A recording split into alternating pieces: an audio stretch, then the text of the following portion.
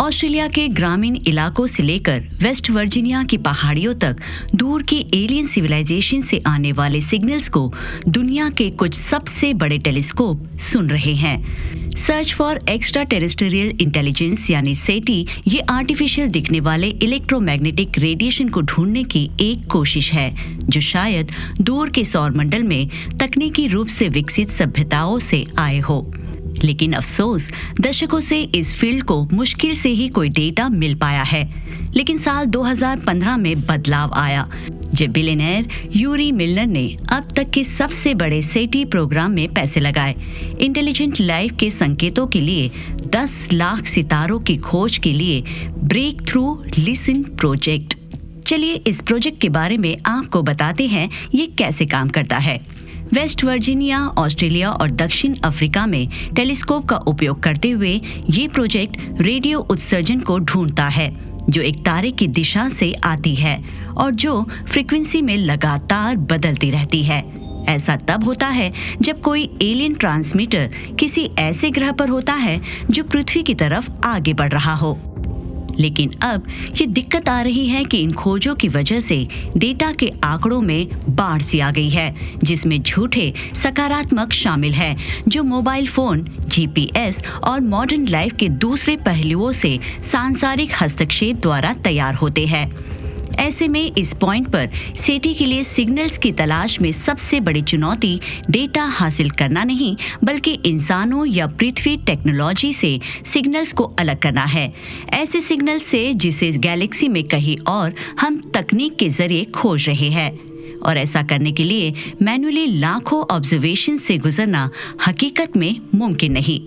तो फिर इसका सॉल्यूशन आर्टिफिशियल इंटेलिजेंस। जी हाँ, एक नई मशीन सीखने के मेथड के 8 previously undetected signals of interest का पता लगाया है और यकीन मानिए ये बहुत ही इंटरेस्टिंग है।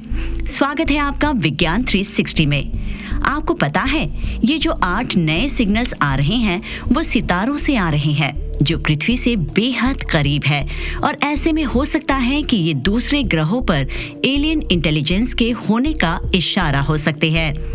शोधकर्ताओं के अनुसार हो सकता है कि वो टारगेट्स और उनकी तरह बाकियों का मतलब है कि आखिरकार आर्टिफिशियल इंटेलिजेंस हमें उन संकेतों को ढूंढने की इजाजत दे रहे हैं जो पृथ्वी से परे है।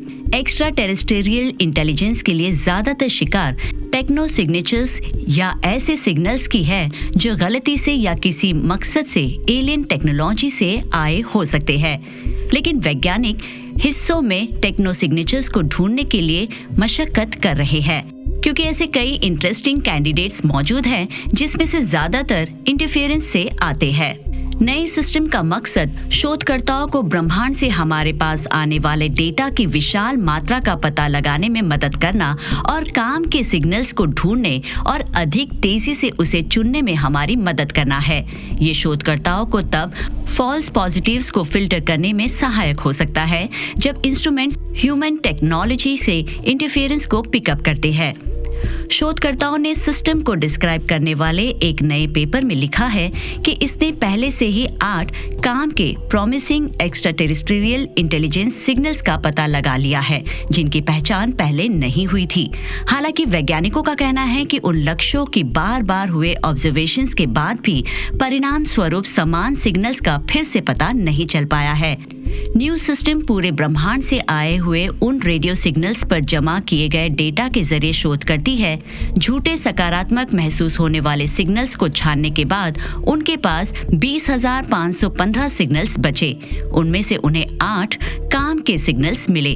ये 8 सिग्नल 5 अलग-अलग सितारों से आते हैं और ये सभी पृथ्वी से 30 से 29 प्रकाश वर्ष के बीच है। ऐसे कई अजीब रेडियो सिग्नल्स हैं जिनका पता हमने अंतरिक्ष में लगाया और वैज्ञानिक लगातार उनकी स्टडी कर उनके मूल और नेचर का पता लगाने में लगे हुए हैं। फास्ट रेडियो बर्स्ट यानी एफआरबी रेडियो तरंगों के बहुत छोटा विस्फोट होता है जो महज कुछ मिलीसेकंड्स का ही होता है। ये बेहद ही चमकदार होते हैं, जिनका पता बिलियन प्रकाश वर्ष दूर से भी चल जाता है। वैज्ञानिक अभी भी एफआरबी के होने की वजह तलाश रहे हैं, लेकिन कुछ थ्योरीज में सुपरनोवा, ब्लैक होल्स और इवन एक्स्ट्रा टेरेस्ट्रियल सिविलाइजेशन भी शामिल है। यानी कुल मिलाकर देखें तो अजीब रेडियो सिग्नल वैज्ञानिकों को ब्रह्मांड में अनजान और संभावित रूप से नई घटनाओं का पता लगाने का एक रोमांचक मौका दे सकते हैं। हालांकि इन सिग्नल्स को शक की नजर से देखना और उनकी मूल और प्रकृति के बारे में किसी भी दावे का गंभीर रूप से मूल्यांकन करना भी जरूरी है। वही 1977 में रिकॉर्ड किए गए डेटा की समीक्षा करते हुए एस्ट्रोनॉमर्स ने ओहायो स्टेट यूनिवर्सिटी के बिग ईयर रेडियो टेलीस्कोप की मदद से पता लगाए गए एक मजबूत नैरो बैंड रेडियो सिग्नल की खोज की।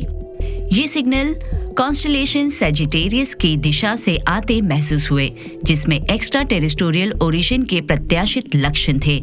ऐसे में एस्ट्रोनॉमर जेरी आर एमन, जिन्होंने इसे खोजा, वो इसके नतीजे से इतने खुश हुए कि उन्होंने कंप्यूटर प्रिंटआउट पर सिग्नल की इंटेंसिटी की रीडिंग को सर्कल किया और इसके बाद बगल में कमेंट लिखा, वाव, जो घटना के लिए बड़े पैमाने पर इस्तेमाल किए जाने वाले नाम की ओर इशारा करता है।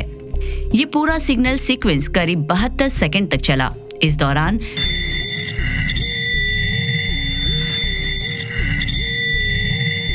बिग ईयर इसे ऑब्जर्व कर सकता था, लेकिन बाद में कई कोशिशों के बावजूद इसका पता नहीं चला।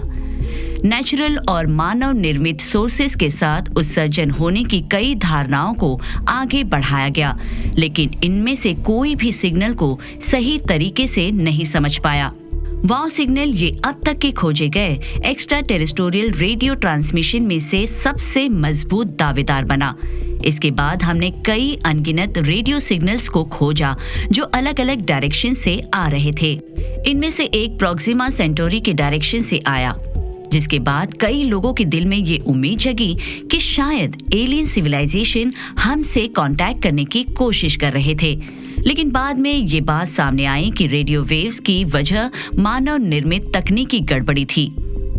और अब एस्ट्रोनॉमर्स ने अब तक की सबसे दूर की गैलेक्सीज से आने वाले रेडियो सिग्नल्स को कैप्चर किया है। कैप्चर किए रेडियो सिग्नल में 21 सेंटीमीटर लाइन के वेवलेंथ पाए गए, जिसका खुलासा मॉन्ट्रियल और इंडिया के रिसर्चर्स द्वारा किया गया।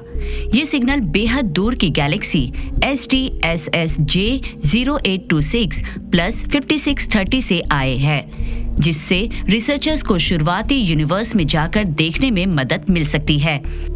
इंडिया में सिग्नल का पता लगाने के लिए एस्ट्रोनॉमर्स ने giant metre wave radio telescope का इस्तेमाल किया। ऐसा पहली बार हुआ जब इतनी दूर से इस तरह के सिग्नल को डिटेक्ट किया गया। प्रोफेसर मैट डॉब्स के सुपरविजन के तहत मैकगिल यूनिवर्सिटी के पोस्ट डॉक्टरल रिसर्चर अर्नब चक्रवर्ती का कहना है कि ये गैलेक्सी अलग तरह के रेडियो सिग्नल्स को उत्सर्जित करती है। उन्होंने आगे कहा कि अब तक इस खास तरह के सिग्नल को सिर्फ पास की गैलेक्सी से कैप्चर करना ही मुमकिन था, जो हमारे ज्ञान को सिर्फ पृथ्वी के पास की गैलेक्सीज तक ही सीमित करता है।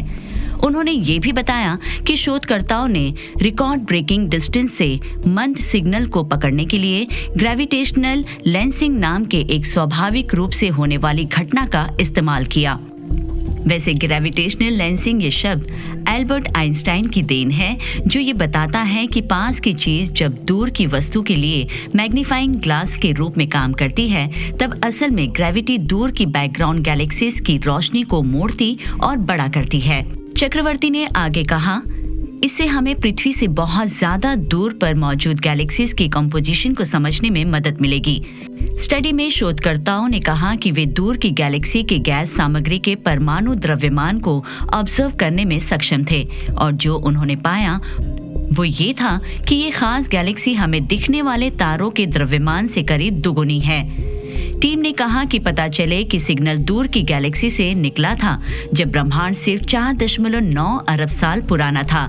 मैकगिल यूनिवर्सिटी की एक प्रेस रिलीज में इसे बताया गया कि इसने शोधकर्ताओं को शुरुआती ब्रह्मांड के रहस्यों की एक झलक देखने का मौका दिया। चक्रवर्ती ने बताया कि ये 8.8 अरब साल के वक्त में पीछे देखने के बराबर है। शोधकर्ताओं को शुरुआती ब्रह्मांड को ऑब्जर्व करने के लिए मौजूदा लो फ्रीक्वेंसी रेडियो टेलीस्कोप का उपयोग भविष्य में करने की उम्मीद है। शोधकर्ताओं को उम्मीद है कि भविष्य में आर्टिफिशियल इंटेलिजेंस का इस्तेमाल स्कैन करने और जल्दी से डेटा लेने के लिए होगा। एआई में विकास मानवता को बेहतर सीमा तक ले जाएगा, जिससे हमारा भविष्य वाकई अद्भुत होगा। आपको क्या लगता है, क्या हम कभी एलियन के साथ कांटेक्ट कर पाएंगे? और क्या वाकई आर्टिफिशियल इंटेलिजेंस हमारे सवाल कि क्या हम अकेले हैं, इसका जवाब ढूंढने में हमारी मदद करेगा? अपनी राय कमेंट कर हमें जरूर बताएं। विज्ञान से जुड़ी ऐसी ही इंटरेस्टिंग खबरों को जानने के लिए हमारे चैनल विज्ञान 360 को सब्सक्राइब करें और बेल आइकन को प्रेस करना ना भूलें।